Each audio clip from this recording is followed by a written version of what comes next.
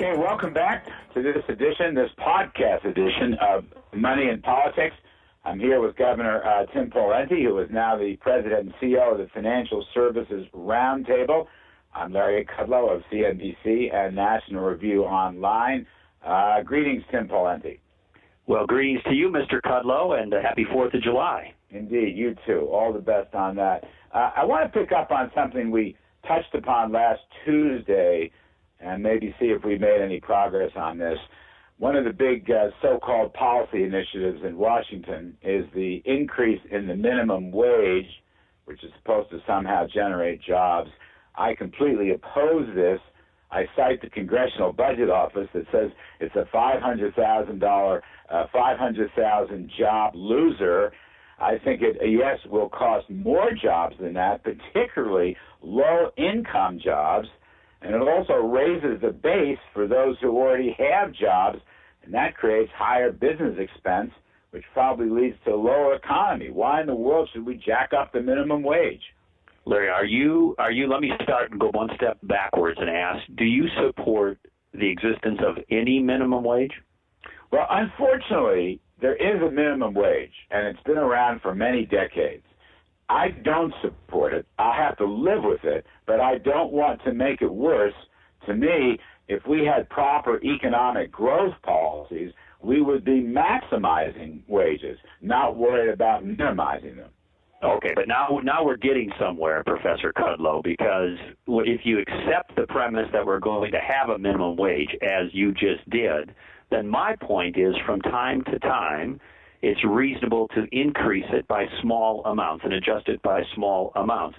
And the CBO report, the Congressional Budget Office report that you referenced just a minute ago, said, yes, it would cost up to 500,000 job losses if you increased it from its current $7 level or plus to $10 or over $10 level. But if you increased it to about $9, it would only be a little over $100,000 job loss. And if you went just to, say, a little over $8, it would be, say, 50,000 job loss. And if you combined the minimum wage increase to something like Keystone or repatriation of foreign earnings used for job growth, you wouldn't have any job loss at all, Larry. So under those circumstances, you would say it would be reasonable or at least pragmatic to increase it a little from time to time. No, I wouldn't increase it at all. I think it's bad enough it's on the books, and I think it's been a detriment, particularly for lower-skilled workers. My friend Jason Riley of the Wall Street Journal editorial board, he's just put out a book about how so-called progressive social policies have done great damage to African Americans. Jason is a free market African American, and he has shown that in the last 5 decades where the minimum wage has prevailed, black unemployment has been twice white unemployment, whereas before the minimum wage, that was never the case. And I would say to you, yeah, you have a kernel of a good idea at the back end of your thought. Let's have a real big bang growth policies. For example, let's slash the corporate tax rate from 35% to about 20%. That's a job creator, and by the way, that helps wage earners because companies take the tax out of the wage earners. To me, that would be a terrific idea. In fact, if I had my way, I'd abolish the corporate tax altogether. Let's do that. And by the way, let's change the immigration laws.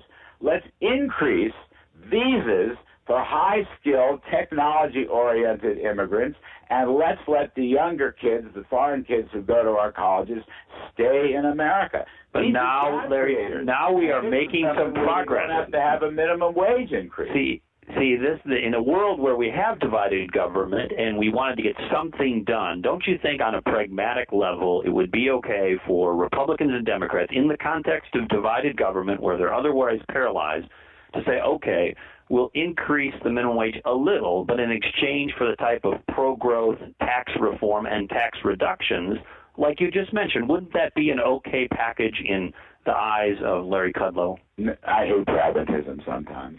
I really hate pragmatism. See, I want to bring you down from your ivory tower into the real world, the dirt under the fingernails world of having to get stuff done, not the theoretical. Is the OECD average corporate tax is 24. We're at 35. Britain, the best economy in Europe, is at 20. Canada, which is outperforming us, is at 15. And I'll say one last point about the minimum wage. I don't think the federal government has any business at all dictating to private business what they should pay or to whom or for how many hours worked. If you have to go down this route, if you had to, I would let the states do it, because all these states and businesses in the states have different cost of living. Yeah. And I think you and I could put a package together. Right. That wouldn't work in Minnesota. But you know what? Don't hold your breath for a corporate tax cut until we elect a Republican Senate and probably a Republican president in 2016. And therefore, I don't want to spend any political capital on minimum wage. How's that? We can leave it live for today, Larry. But you did want to talk a little bit about immigration, and you and I talked last week about something called. There's many pieces to the immigration reform, but one aspect of it is H-1B visas, which is a fancy reference to getting high-skilled, high-tech workers here that we need. We have a shortage of in certain areas, and getting as many of them here as possible to help fill that need on temporary visas seems like a good thing for our economy. Don't you agree? It would be a terrific thing. I just call it the brainiacs, and I think we have to issue far more. The H-1Bs, and I would add the college students, I would have virtually unlimited immigration. I mean, I think the visas should be doubled again, because these are the job creators. These are the guys, what is it? The Fortune 500 companies, 40 to 50% of them were started by immigrants. Brand new startups, fabulous job creation, and I think that's exactly where we should go. Unfortunately, and even though I'm an immigration reformer, I do believe this absolute chaos at the border from all these kids who have come up from Central America, I think we've got to solve that first, because that really is a blight. That's a blight on everybody. We can't allow that. We've got to have some sovereignty in our southern border. And I don't know what President Obama is about to do. He said he's going to make executive orders, Tim. I'm not sure what the heck that means. We've got to, unfortunately, send those kids back. We cannot allow total lawlessness at the border. Well, there's an old adage, Larry, you may have heard it before, which is if the rule is anything goes, pretty soon it does.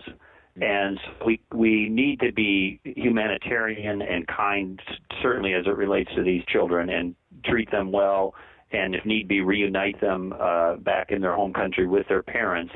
But beyond that, we can't be a country that's based on the rule of law and then have lawlessness. And so we have to conform the behavior to the law or the law to the behavior, but we have to have border integrity and the, as you mentioned, the integrity of our sovereign borders. And that has to be one of the principles, and I would say sequentially the first principle. And John Boehner issued a statement yesterday that I think is very, very telling. He said in a statement that he and Republicans don't trust President Barack Obama to enforce the current laws as written, and that is one of the hang-ups for immigration reform. I think Boehner's right, and it remains to be seen. But the president wants a couple $2 billion now to strengthen the borders and put more agents down there and more rapidly deport these kids. We'll see what happens on that. I just wish that the whole point of immigration reform is not dropped. I fear it will be dropped. I think just like slashing the corporate tax rate, Tim, proper immigration reform, and I say proper, sensible immigration reform, would be tremendously pro-growth, and that's what this country needs. Let me move on. Some of these court decisions now running against the president. It seems like Supreme Court is telling him you've had a lot of overreach, Mr. President. We're going to stop this. I want to get your thought on the Hobby Lobby religious freedom decision, which I favor strongly, and I think it's great. But what I want to ask you is, what is happening now? What is happening now to some of the Catholic Church and other religious objections? The lawsuit for the Little Sisters of Poverty, lawsuits for, again, pro-life Catholics and other denominations. Where does that stand, and when are we going to get to that? Because corporations are one thing, and that's good, but we still have to deal with the conscience of the church. Yeah, well, you raise a number of important issues, Larry. The first is just kind of executive frustration and executive overreach, where you, as a president or a governor, try to, because you can't get your way to a legislature or Congress, start to issue edicts, in some cases exceed your authority. And I had that experience in Minnesota. I issued a few executive actions and got my hands slapped by the courts. I tried to unallot some spending, and the court said I didn't have the authority to do that in one case. So I've had a little personal experience with those issues. But on the issue of religious freedom, obviously one of the most foundational values in our country, we have an establishment clause, we have a free exercise clause. All of those are of constitutional magnitude and importance, and they should be respected. But keep in mind, this Hobby Lobby case was built on a 1993 statute, not constitutional provision, signed into law by one William Jefferson Clinton, then Democratic President of the United States. So for those who are blaming, the opponents of the decision, saying this is some sort of Republican thing, the law was signed by a Democrat president and supported on a bipartisan basis with a bunch of Democrats supporting it as well. But I think as a country, foundational to our country is the non-establishment of any particular religion, but also concurrent with that, the free exercise of religion. And the court found that this would have violated those principles. Well, having said that, all very important stuff, and you're right, the Religious Freedom Restoration Act, that was basically a Democratic bill. That was written by a Democratic Congress, as you say, and signed by Democratic President Clinton. One question I have is, with respect to the churches, and it's not just Catholic churches, it's any denomination churches that don't want to help out abortion, that they're pro-life. You could have Jewish synagogues, for example. You could have Muslim temples, for example. Is it possible to apply the Religious Freedom Restoration Act at the state level? In other words, could governors and legislatures take action by themselves?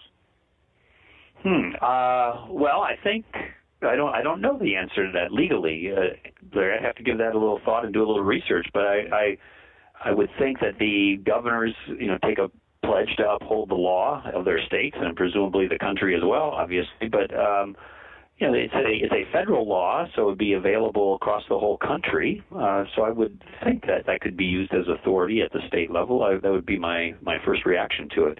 But hey, we're getting the almost timeout signal. But I wanted to ask you about this report that came out by one of the international banking institutions that there is a economic bubble, global economic bubble, and they're sounding the warning alarm that we may be on the precipice of another bubble. Do you believe that? I really don't believe we're on the precipice of another bubble, though I could find a market for something, for example, called leveraged loans, which look kind of frothy. I don't think the world stock markets are in a bubble. And I think particularly in the United States, profits are carrying our stock market. It's not just the Fed's easy money, and profits are the mother's milk of stocks.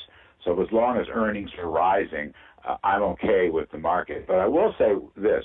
The Bank for International Settlements, the BIS, that's the central banker's central bank, its warning is valid in one respect. We need structural policy reforms to produce economic growth. For example, you and I have been talking about corporate tax reform. One could also add regulatory overreach by many governments. Top-heavy governments, for example, in Europe, which spend too much and have too many entitlements and too many state-owned businesses. These are the stuff of which economic growth will come. There has to be an incentive model of growth, which means a smaller government sector and a larger private sector, so it pays to work. And in that sense, I like what the BIS is saying. And I do believe, and I'm going out to the Hoover Institute next week. I'm going to be a Hoover Media Fellow. I'm going to see John Taylor and a bunch of experts. I do believe the Federal Reserve is getting closer to the time where they have to start normalizing interest rates. It's not meaning tight money. It just means normalizing interest rates. And so far, Janet Yellen, who I call the Empress of the Doves, has not taken this precaution. So I do worry about Ms. Yellen and her brilliant Keynesian views, with which I completely disagree. Well, that is a great summation, and I'm going to continue my modest investing in mutual funds, and based on that analysis. I think too many of our friends are too negative, Tim. I really believe that. But I will say this again: profits. Stocks rise on the basis of profits, the value of each company and the value of the indexes overall. It isn't just easy money. However, if profits start falling, I'm going to pull the plug, and I'm going to say, get out of Dodge. I think we'll have to end it on that note. Tim Pawlenty, as always, sir, thank you very, very much, and have a great July 4th weekend.